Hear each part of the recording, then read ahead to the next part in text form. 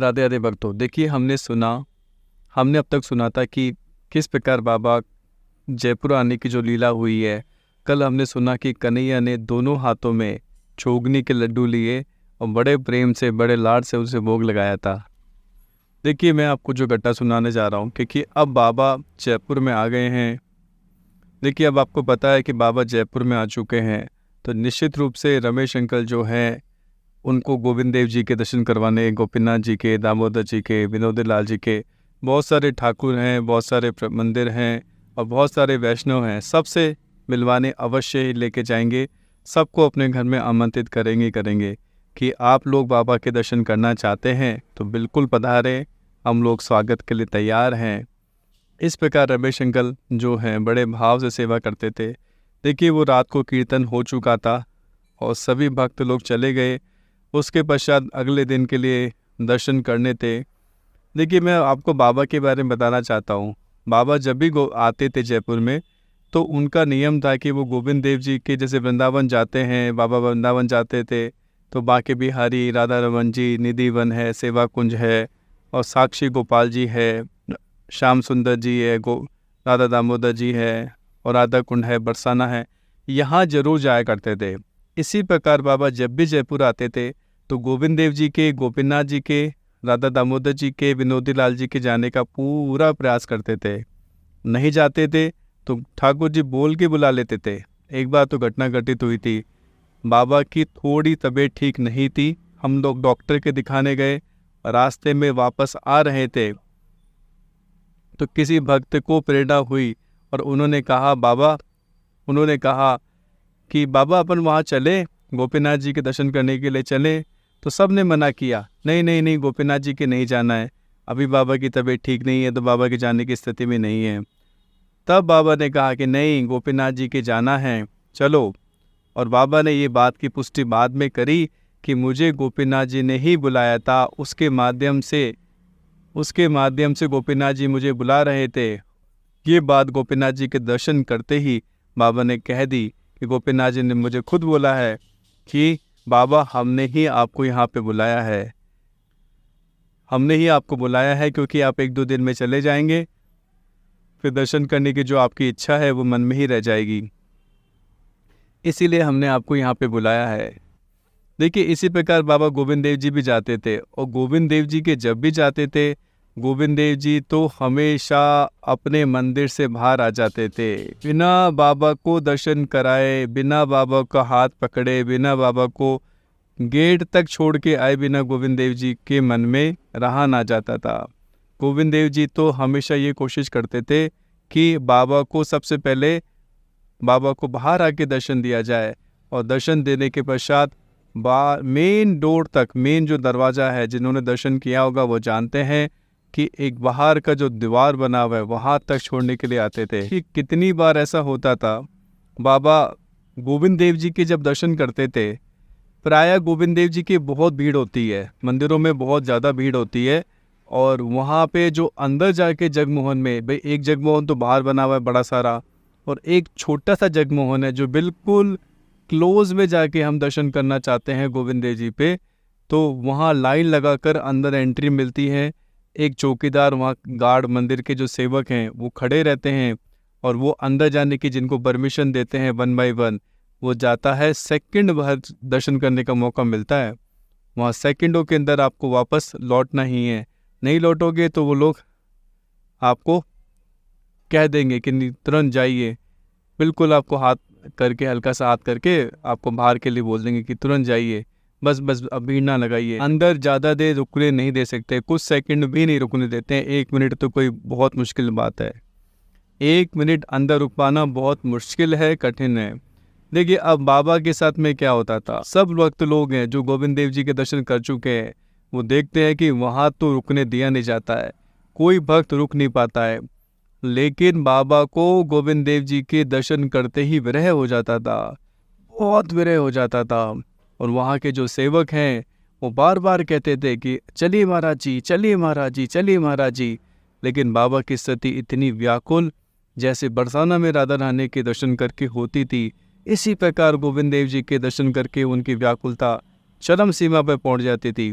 और वहाँ के जो सेवक हैं वो भी बाबा की स्थिति को देखकर बड़े चौंक जाते थे और कोशिश तो करते बाबा को कहा जाए कि बाबा बाहर जाके दर्शन कर लीजिए, यहाँ पर भीड़ नहीं लगाई जा सकती है।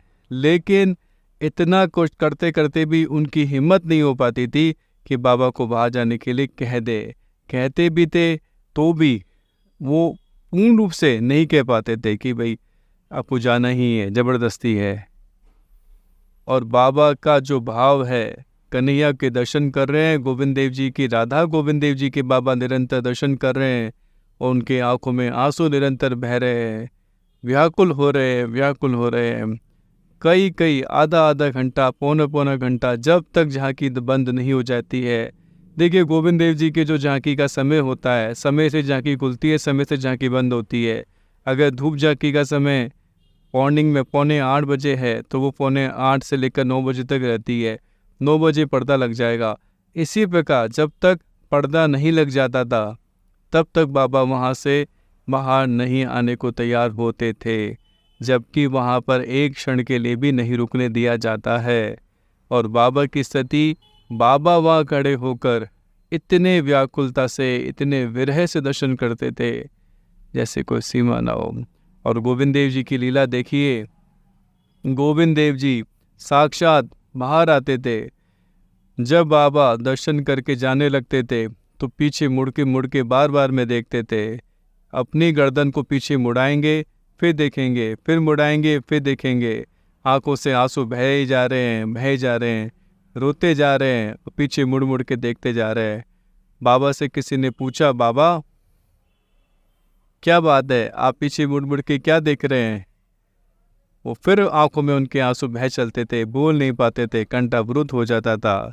अब बाबा ने वो लीला सुनाई कि मैं क्या बताऊं। साक्षात कन्हैया अंदर मंदिर से बाहर निकला और मुझे गेट तक छोड़ने के लिए आ रहा है। देखिए गोविंद देव जी की एक विलक्षण लीला भी आपको मैं बताऊंगा जो घटित हुई है। राधा गोपीनाथ जी की यहाँ पर भी लीला घटित हुई है और मदन मोहन जी के दर्शन करने के लिए भी बाबा की एक लीला घटित हुई है। इस प्रकार बाबा गोविंद देव जी के दर्शन करने जाते थे और बड़े भाव से दर्शन करते थे। जो उन्हें देख लेता था वो भूल नहीं पाता था कि ऐसे संत महात्मा तो बहुत आते हैं, दर्शन कर रुकते हैं, हाथ जोड़ते हैं, प्रणाम करते हैं और निकल जाते हैं। कोई 2 मिनट रुकता है, कोई 15 मिनट रुकता है, कोई 5 मिनट रुकता है। रुकने की बात नहीं है, लेकिन ऐसा भाव प्रकट होना, इतना विरह में ये सारी चीज़ें होना, भगवान के बड़े प्रेम से, आनंद से, भाव से दर्शन करना। देखिए राधा गोविंद देव जी तो साक्षात ब्रज के ठाकुर हैं। ब्रज के ठाकुर जो कि जयपुर में है, इस समय विराजमान हैं। आज बिहारी जी की, बाकी बिहारी जी की जो महिमा है दर्शन करने की, वो साक्षात महिमा श्री राधा गोविंद देव जी की भी है। जो फल वृंदावन जाके दर्शन करने का बिहारी जी को मिलता है, वही राधा गोविंद देव जी के दर्शन करने का भी सहज रूप में प्राप्त हो जाता है। तो बाबा इस बात को समझते थे कि ये तो साक्षात कन्हैया विराजमान हैं। देखिए बाबा के लिए तो छोटी सी कोई पत्थर की भी कोई मूर्ति दे दे, बाबा के लिए तो कोई खिलौना भी दे दे, खिलौने के लिए भी अंदर भी कन्हैया प्रकट हो जाएंगे। देखिए बाबा के लिए तो एक छोटा सा कन्हैया का खिलौना भी हो ना, कन्हैया का स्वरूप हो, उसके अंदर भी बाबा के लिए तो कन्हैया प्रकट हो जाएंगे। लेकिन एक सामान्य जो कोटि के लोग होते हैं, हम जैसे पतित लोग जो होते हैं, उनके लिए तो महिमा सुननी अति आवश्यक हो जाती है कि ये ब्रज के ठाकुर हैं, राधा गोविंद देव जी हैं, वृंदावन छोड़ के जयपुर में आए हैं और बैठे भी नहीं हैं, खड़े हैं भक्तों की रक्षा के लिए। कैसी अनोखी लीलाएं, पूरा जयपुर इनके दर्शन करने के लिए आता है। जयपुर के राजा हैं। जब तक महिमा सुनने को नहीं मिलेगी तब तक वो भाव बन नहीं पाता है। लेकिन बाबा के लिए तो कहीं भी चले जाएं, मैंने बताया आपको, जहाँ जाते थे, जिसके घर में जाते थे, सबसे पहले जाके उनके घर के मंदिर में जाते, मंदिर में जाकर उनके कन्हैया के, उनके ठाकुर जी के दर्शन करते और बहुत देर तक दर्शन करते थे। 1 मिनट 2 मिनट नहीं, 15 आधा मिनट, आधा घंटे तक दर्शन किए जाते, बहुत देर तक, जब तक उनके ठाकुर जी बोलेंगे नहीं बाबा से, सारी बातें नहीं बता देंगे कि जिनके यहाँ पर आए हैं वो सारी बातें कन्हैया को ज्यों की त्यों बोल देते थे। सारी बातें बाबा को कन्हैया ज्यों की त्यों बोल देते थे और कहते थे कि इस पे हम प्रसन्न हैं, इस पे नहीं प्रसन्न हैं। नहीं प्रसन्न है तो कारण क्या है, प्रसन्न है तो बड़ी आनंद की बात है, बड़ी खुशी की बात है। तो बाबा बताते थे, अगर आज बाबा होते तो आप सब देखते, दर्शन करते कि किस प्रकार कन्हैया, जिनके यहाँ पर भी बाबा गए हैं वो जानते हैं कि बिल्कुल बाबा ने हमारे घर पे आके दर्शन भी किया है। और कई भक्त लोग तो बाबा से पूछते थे, बाबा हमारे लिए कन्हैया क्या सोचते हैं, ये बताइए, हमारी भक्ति में क्या कमी है, ये बताइए।